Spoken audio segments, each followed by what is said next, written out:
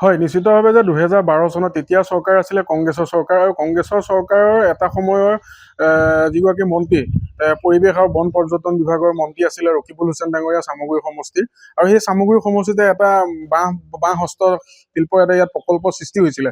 ইয়াতে তৈয়াৰ কৰা হৈছিলে যাতে তাৰ পৰা নানান ধৰণৰ কিছুমান ধূপকাঠি ইয়াৰ পৰা তৈয়াৰ কৰিব পৰা যায়। গতিকে সেই তেতিয়াৰ সময়তে ১ বছৰ বা ১.৫ বছৰমান ইয়াতে উদ্যোগটো ইয়াত ঘূৰি উঠিবলৈ সক্ষম হৈছিলে। আৰু তাৰপিছত আমি দেখিবলৈ পালো যে আজি কুপুতি কিন্তু সেই উদ্যোগটো বন্ধ হৈ গ'ল আৰু উদ্যোগটো বন্ধ হোৱাৰ ফলত ইয়াত যিসমূহ আচবাব আছিলে বা মেচিনেৰী যিসমূহ বস্তু আছিলে সেই মেচিনেৰী বস্তুসমূহ চোৰৰ ইয়াৰ পৰা লৈ যোৱা আমি দেখিবলৈ পাইছো। আৰু ইয়াৰ পিছতে দেখিবলৈ পাইছো যে গৰু গোহালি ধৰত এই উদ্যোগটো ইয়াত অৱস্থা হৈছে আৰু ইয়াত নিচা আসক্ত যুৱকসকলে ইয়াত আহি পেলাই ড্ৰাগছৰ হওক বা ভাঙৰ আড্ডা জোৱাৰ আড্ডা আদি সকলো ইয়াত তেওঁলোকে সংঘটিত কৰিছে। গতিকে এডভান্টেজ আছামৰ যি ইয়াত পৰিকল্পনা কৰিছিলে অসমত মাননীয় মুখ্যমন্ত্ৰী ডাঙৰীয়াৰ লগতে আৰু যিগৰাকী আমাৰ চামগুৰি সমষ্টিৰ সন্মানীয় যিগৰাকী বিধায়ক ডিপুৰঞ্জন শৰ্মা ডাঙৰীয়া তেওঁলোক দুয়োজনকে আমি অসম জাতীয়তাবাদী যুৱ ছাত্ৰ পৰিষদ পূৰ্ণিগুদাম আঞ্চলিক সমিতিৰ তৰফৰ পৰা অনুৰোধ জনাইছো এই জেগাতে যাতে এটা উদ্যোগ আনক, উদ্যোগটোত যাতে অসমৰ লগতে বা পূৰ্ণিগুদাম চামগুৰিৰ যিসমূহ শিক্ষিত নিবনুৱা আছে সেই নিবনুৱাসমূহে যাতে ইয়াত সংস্থাপন পায় আৰু সেই সংস্থাপন পাই তেওঁলোকৰ ঘৰৰ পৰিয়ালসমূহ যাতে চলিব পাৰে।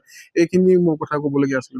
হয়, নিশ্চিতভাৱে যে ২০১২ চনত তেতিয়া চৰকাৰ আছিলে কংগ্ৰেছৰ চৰকাৰ আৰু কংগ্ৰেছৰ চৰকাৰৰ এটা সময়ৰ যিগৰাকী মন্ত্ৰী পৰিৱেশ আৰু বন পৰ্যটন বিভাগৰ মন্ত্ৰী আছিলে ৰকিবুল হুছেইন ডাঙৰীয়া চামগুৰি সমষ্টিৰ।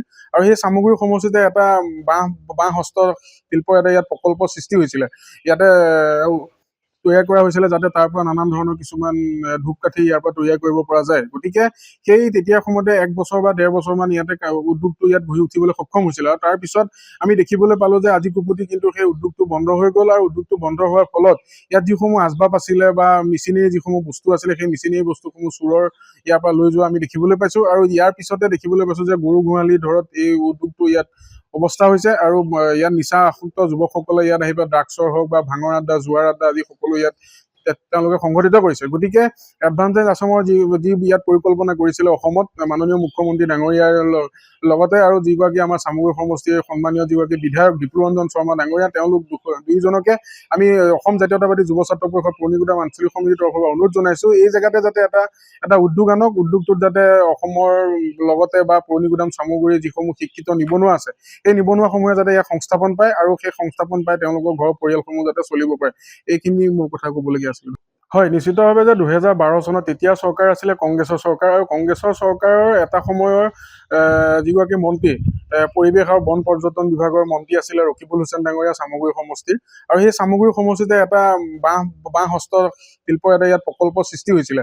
ইয়াতে তৈয়াৰ কৰা হৈছিলে যাতে তাৰ পৰা নানান ধৰণৰ কিছুমান ধূপকাঠি ইয়াৰ পৰা তৈয়াৰ কৰিব পৰা যায়। গতিকে সেই তেতিয়াৰ সময়তে ১ বছৰ বা ১.৫ বছৰমান ইয়াতে উদ্যোগটো ইয়াত ঘূৰি উঠিবলৈ সক্ষম হৈছিলে। আৰু তাৰপিছত আমি দেখিবলৈ পালো যে আজি কুপুতি কিন্তু সেই উদ্যোগটো বন্ধ হৈ গ'ল আৰু উদ্যোগটো বন্ধ হোৱাৰ ফলত ইয়াত যিসমূহ আচবাব আছিলে বা মেচিনেৰী যিসমূহ বস্তু আছিলে সেই মেচিনেৰী বস্তুসমূহ চোৰৰ ইয়াৰ পৰা লৈ যোৱা আমি দেখিবলৈ পাইছো। আৰু ইয়াৰ পিছতে দেখিবলৈ পাইছো যে গৰু গোহালি ধৰত এই উদ্যোগটো ইয়াত অৱস্থা হৈছে আৰু ইয়াত নিচা আসক্ত যুৱকসকলে ইয়াত আহি পেলাই ড্ৰাগছৰ হওক বা ভাঙৰ আড্ডা জোৱাৰ আড্ডা আদি সকলো ইয়াত তেওঁলোকে সংঘটিত কৰিছে। গতিকে এডভান্টেজ আছামৰ যি ইয়াত পৰিকল্পনা কৰিছিলে অসমত মাননীয় মুখ্যমন্ত্ৰী ডাঙৰীয়াৰ লগতে আৰু যিগৰাকী আমাৰ চামগুৰি সমষ্টিৰ সন্মানীয় যিগৰাকী বিধায়ক ডিপুৰঞ্জন শৰ্মা ডাঙৰীয়া তেওঁলোক দুয়োজনকে আমি অসম জাতীয়তাবাদী যুৱ ছাত্ৰ পৰিষদ পূৰ্ণিগুদাম আঞ্চলিক সমিতিৰ তৰফৰ পৰা অনুৰোধ জনাইছো এই জেগাতে যাতে এটা উদ্যোগ আনক, উদ্যোগটোত যাতে অসমৰ লগতে বা পূৰ্ণিগুদাম চামগুৰিৰ যিসমূহ শিক্ষিত নিবনুৱা আছে সেই নিবনুৱাসমূহে যাতে ইয়াত সংস্থাপন পায় আৰু সেই সংস্থাপন পাই তেওঁলোকৰ ঘৰৰ পৰিয়ালসমূহ যাতে চলিব পাৰে। এইখিনি মোৰ কথা ক'বলগীয়া আছিল।